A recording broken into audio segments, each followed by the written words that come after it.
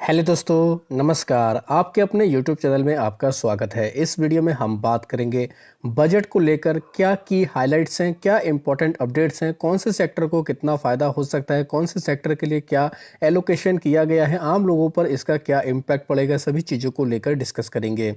Video शुरू करने से पहले कहना चाहूँगा, अगर किसी ने चैनल पर फर्स्ट टाइम विजिट किया है तो चैनल को सब्सक्राइब कर लें और बेल आइकन को ज़रूर दबा लें। हमारे दूसरे चैनल आप बिजनेस वर्क इसको भी सब्सक्राइब कर सकते हैं, बेल आइकन को भी हिट करके रख सकते हैं।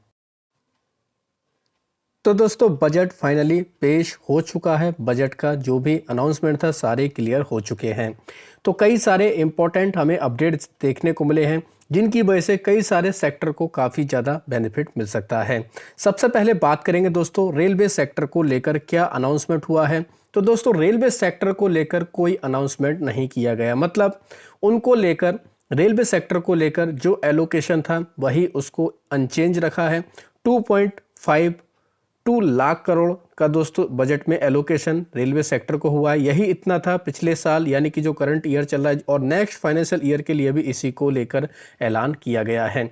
तो रेलवे सेक्टर के लिए तो दोस्तों ये हो गया। अगर डिफेंस सेक्टर की बात की जाए, डिफेंस सेक्टर के लिए थोड़ा सा बजट इंक्रीज किया गया है। डिफेंस के लिए अगर देखा जाए तो करीब 6.81 लाख करोड़ का दोस्तों एलोकेशन डिफेंस सेक्टर के लिए रखा गया है।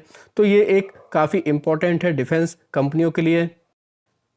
लेकिन अनुमान ज़्यादा था, अनुमान काफ़ी ज़्यादा रखा गया था कि रेलवे को लेकर इतना ऐलान हो सकता है, 3 लाख करोड़ तक का ऐलान हो सकता है, डिफेंस के लिए 7 लाख करोड़ के पार हो सकता है।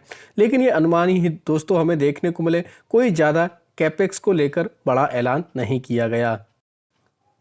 जब तक वित्त मंत्री निर्मला सीतारमण जी का अनाउंसमेंट चल रहा था, भाषण चल रहा था, तो मार्केट भी अच्छा खासा कर रहा था। लेकिन ये जो हमें दो बड़े अनाउंसमेंट देखने को मिले, दो कौन से दोस्तों, डिफेंस और रेलवे को लेकर, तो मार्केट का मूड बिगड़ गया। डिफेंस और रेलवे वाली कंपनी में हम लोग को काफ़ी ज़्यादा डिक्लाइन देखने को मिला। साथ ही मार्केट का मूड बिगाड़ा एक और चीज़ ने, कैपेक्स। यस दोस्तों, कैपेक्स को लेकर कोई खास ऐलान नहीं किया गया, यानी कह सकते हैं कैपेक्स पर सरकार ने इस बार ज़्यादा फोकस नहीं रखा। जितना कैपेक्स था उसको थोड़ा और कम कर दिया गया। तो ये भी हम लोग को अपडेट देखने को मिले। सबसे इंपॉर्टेंट पॉइंट क्या दोस्तों, फिस्कल डेफिसिट, इसको लेकर अपडेट दिया गया। जो हमारा जो करंट ईयर चल रहा है, फाइनेंशियल ईयर चल रहा है, इसको लेकर दोस्तों इन्होंने संशोधित एक तरीके से फिस्कल डेफिसिट पेश किया।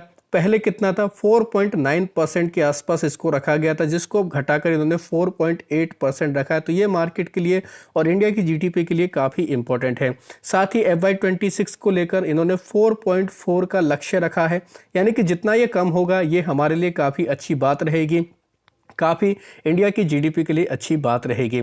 अब सबसे इंपॉर्टेंट पॉइंट जो हाइलाइट्स हमें देखने को मिल रहे हैं, जिसकी वजह से स्टॉक मार्केट में खास तौर पर कुछ कंपनियों पर, कुछ सेक्टर पर काफ़ी इम्पैक्ट पड़ेगा, वो ऐलान है इंश्योरेंस सेक्टर को लेकर। इंश्योरेंस सेक्टर में दोस्तों एफडीआई लिमिट को इंक्रीज कर दिया गया। अभी तक ये 74% तक था, अब ये 100% एफडीआई लिमिट को कर दिया गया। यानी जो इंश्योरेंस सेक्टर से जुड़ी हुई कंपनियां, उनके लिए ये एक अच्छी खबर है। खास तौर पर आप चाहें HDFC life, new India assurance, LIC जैसी कंपनियों के ऊपर चाहें तो नज़र रख सकते हैं। इंश्योरेंस सेक्टर के लिए ये काफ़ी बड़ा हमें ऐलान देखने को मिल रहा है, यानी कि विदेशी पैसा इन कंपनियों में अब आ सकेगा। 74% से इंक्रीज करके एफडीआई लिमिट को 100% कर दिया गया है। टूरिज्म को लेकर भी सरकार ने एक बड़ा ऐलान किया। सरकार का कहना है कि नए टूरिज्म प्लेस इंक्रीज किए जाएंगे, डेवलप किए जाएंगे। साथ ही सरकार इस पर 20,000 करोड़ रुपए का खर्च भी करेगी। तो ये भी टूरिज्म से जुड़ी हुई कंपनियों के लिए काफ़ी अच्छी खबर है। खास तौर पर इजी ट्रिप प्लानर, इग्जीको, इन्हीं के साथ साथ टूरिज्म फाइनेंस कॉरपोरेशन, इन कंपनियों के ऊपर आप चाहें तो नज़र रख सकते हैं। इससे इन कंपनियों को काफ़ी बेनिफिट मिल सकता है। और भी कंपनियां हैं टूरिज्म से जुड़ी, चाहे तो आप उनको भी देख सकते हैं। टीवी और tech, dream folks, VLS international, IRCTC, hotel वाली कंपनियों को भी इसका काफ़ी बेनिफिट मिलेगा, जैसे lemon tree hotel, ITC hotel, Yatra, इन सभी कंपनियों के ऊपर भी चाहें तो आप नज़र रख सकते हैं। लेदर इंडस्ट्री के लिए भी सरकार ने काफ़ी बड़ा ऐलान किया है। लेदर पर एक्सपोर्ट ड्यूटी को हटा दिया, जिसकी वजह से red tape Mirza international, Trent जैसी कंपनियों में आज के दिन काफ़ी ज़्यादा हमें हलचल देखने को मिली। साथ ही फुटवियर इंडस्ट्री को बढ़ावा देने के लिए भी सरकार ने दोस्तों ऐलान किए हैं। रिलैक्सो, वाटा इंडिया, मेट्रो ब्रांड जैसी कंपनियों में इसका भी हमें इम्पैक्ट देखने को मिला।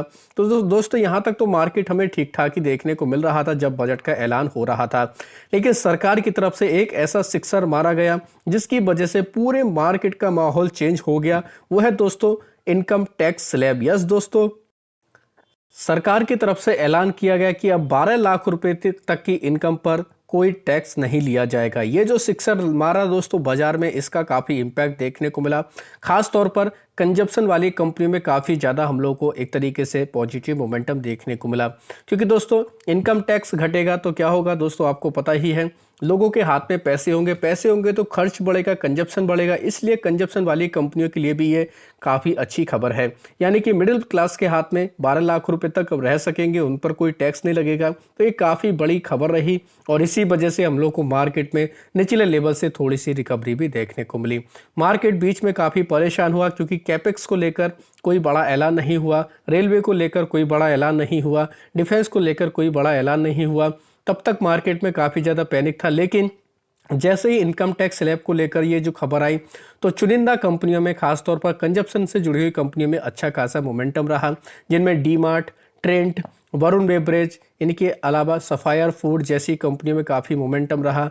इन्हीं के साथ साथ ऑटो कंपनियों में काफ़ी अच्छा मोमेंटम रहा। आयशर मोटर, मारुति सुजुकी, इनके अलावा टाटा मोटर्स, ये कंपनियां भी काफ़ी फोकस में रही। होटल वाली कंपनियों में भी काफ़ी अच्छा मोमेंटम रहा, क्योंकि दोस्तों लोगों के हाथ में पैसा आएगा तो वो खर्च करेंगे और खर्च करेंगे तो इनको काफ़ी बेनिफिट मिल जाएगा।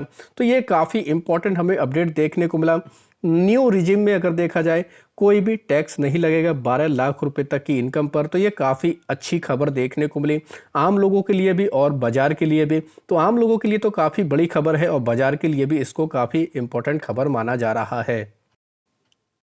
इनके अलावा कुछ और बड़े हमें दोस्तों अनाउंसमेंट देखने को मिले। ये 12 लाख वाला जो टैक्स वाला सिलसिला है दोस्तों, अगर सैलरीड पर्सन है तो 75,000 का उस पर दोस्तों हम लोग को स्टैंडर्ड डिडक्शन की भी राहत मिलेगी, यानी कि 12,75,000 तक इनको कोई टैक्स नहीं देना है। बुजुर्गों के लिए भी टैक्स छूट डबल कर दी गई है। टीडीएस की सीमा 10 लाख रुपए कर दी गई है। 4 साल तक अपडेटेड आईटीआर अब भर सकेंगे। किराया यानी कि रेंट से जो इनकम होती है इसके टीडीएस की छूट को 6 लाख रुपए कर दिया गया है।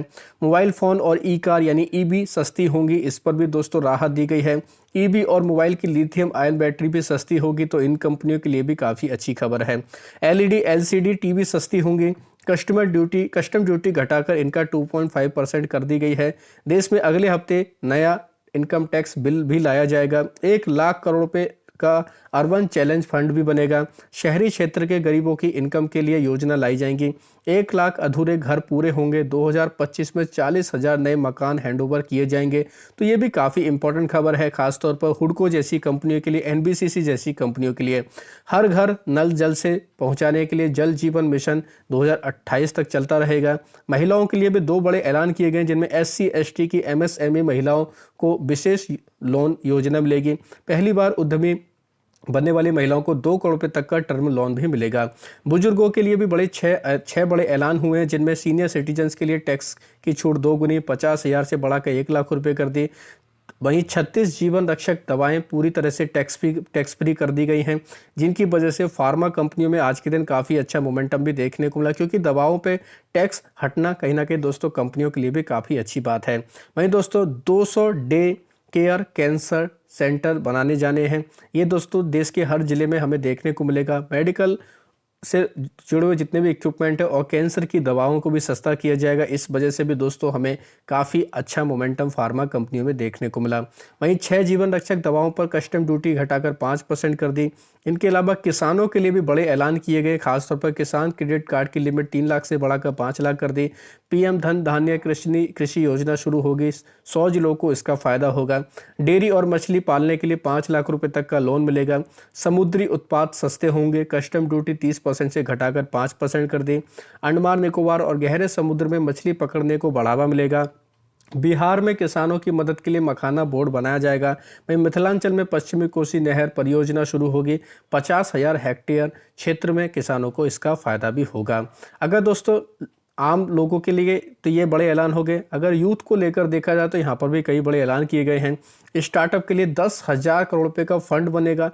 500 करोड़ रुपए से 3 AI यानी आर्टिफिशियल इंटेलिजेंस एक्सीलेंस सेंटर बनाए जाएंगे। तो AI पर भी सरकार का काफ़ी फोकस है, जिसकी वजह से आप चाहें तो टाटा टेक्नोलॉजी जैसी कंपनियों के ऊपर नज़र रख सकते हैं। मेडिकल एजुकेशन में अगले 5 साल में 75,000 सीटें इंक्रीज होंगी। देश में 23 IIT में 6500 सीटें बढ़ाई जाएंगी। मेडिकल कॉलेज में 10,000 सीटें बढ़ेंगी। तो ये भी काफ़ी बड़े ऐलान देखने को मिले हैं। अगर बिजनेसमैन की बात की जाए तो इनके लिए भी 10 बड़े ऐलान हुए, जिनमें MSME के लिए लोन गारंटी लिमिट 5 करोड़ से बढ़कर 10 करोड़ होगी। सोशल वेलफेयर सरचार्ज हटाने का प्रस्ताव, 7 टैरिफ रेट हटेंगे। ग्लोबल कैपेबिलिटी सेंटर Tier 2 शहरों में बनाए जाएंगे। इनके अलावा नई लेदर स्कीम से 22 लाख लोगों को रोजगार मिलेगा, जिसकी वजह से मैंने आपको बताया ट्रेंट मिर्जा इंटरनेशनल जैसी कंपनियों को इसका काफ़ी बेनिफिट मिलेगा। तो कहने का मतलब यह है कि सरकार ने कई बड़े अनाउंसमेंट किए, लेकिन सबसे बड़ा जो अनाउंसमेंट हमें देखने को मिला वो टैक्स को लेकर है। टैक्स में जो राहत दी गई है, जो 12 लाख तक को टैक्स फ्री करा गया है, ये काफ़ी बड़ा अनाउंसमेंट रहा और इसी वजह से मार्केट को काफ़ी ज़्यादा एक तरीके से अच्छा मोमेंटम देखने को मिला है। तो दोस्तों ये थी बजट से जुड़ी हुई कुछ बड़ी हाइलाइट्स, कुछ बड़े इंपॉर्टेंट अपडेट, जिसका डायरेक्टली और इनडायरेक्टली आम लोगों पर भी और मार्केट पर भी असर देखने को मिल जाएगा। तो आशा करता हूं दोस्तों आपको ये वीडियो अच्छा लगा होगा। वीडियो अगर पसंद आया तो चैनल को सब्सक्राइब कर लें, बेल आइकन को दबा लें, ज़्यादा से ज़्यादा लोगों में शेयर करें। धन्यवाद दोस्तों, बाय बाय।